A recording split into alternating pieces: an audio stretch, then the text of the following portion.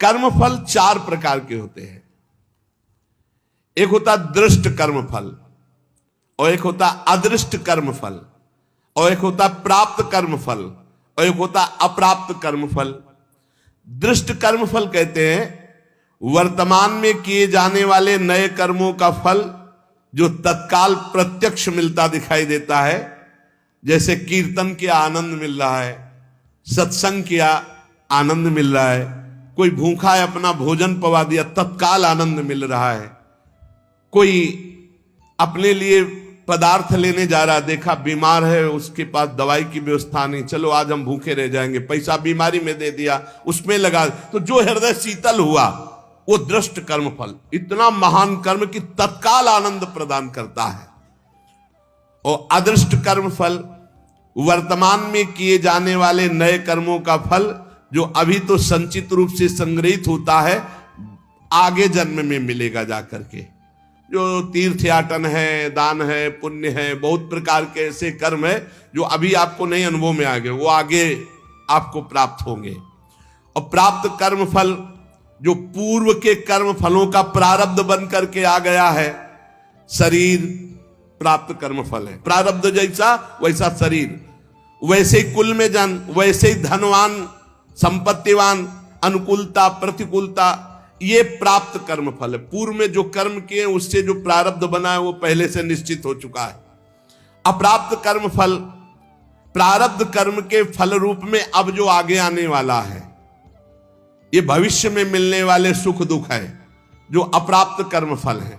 प्राप्त कर्म फल हो चुका, शरीर ऐसे कुल में जन्मा, शरीर ऐसा है, ऐसा ऐसा धन संपत्तिवान माता पिता मिले या निर्धन मिले, या जैसे अनुकूल प्रतिकूल परिस्थिति जो वर्तमान में मुझे मिली, ये प्राप्त कर्म फल। और जो अब आगे आने वाली है अप्राप्त कर्म फल, ये प्रारब्ध बड़ा भयानक है जो आगे आने वाला है। इसे भयानक को बड़ा मृदुल किया जा सकता है भजन के प्रभाव से, नष्ट तो किया जा सकता है पर भगवत प्राप्ति नहीं होगी। फिर ये पूरा झोंकना पड़ेगा इसी प्रारब्ध मिटाने में भजन को। प्रारब्ध भी हम भोग ले और भगवत भी प्राप्ति हो जाए, तो भजन से प्रारब्ध जो 100% आपको दुख देने वाला है वो 10% आके भुगता के 90% नष्ट हो जाएगा, 10% भोगना पड़ेगा और चला जाए। भजन का बड़ा प्रभाव होता है। 12 वर्ष का गलित कुष्ठ 24 घंटे में भुगता के चला गया। 12 वर्ष कहां और कहां 24 घंटे।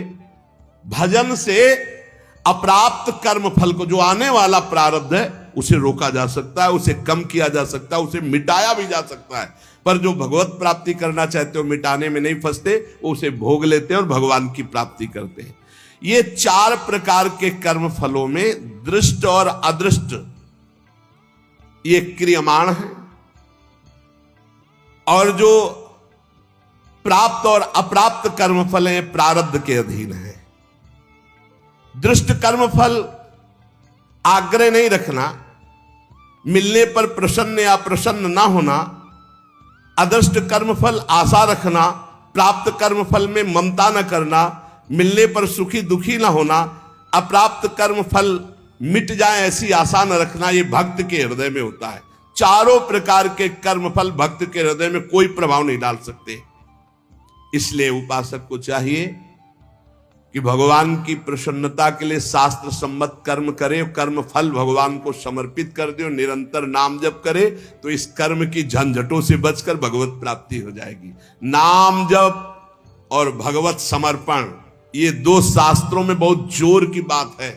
जो कुछ मेरे पास है मैं सहित भगवान को समर्पित, नाम जप, सब ठीक हो जाएगा, बुद्धि ठीक हो जाएगी, मन ठीक हो जाएगा, कर्म संस्कार मिट जाएंगे, भगवत प्राप्ति हो जाएगी।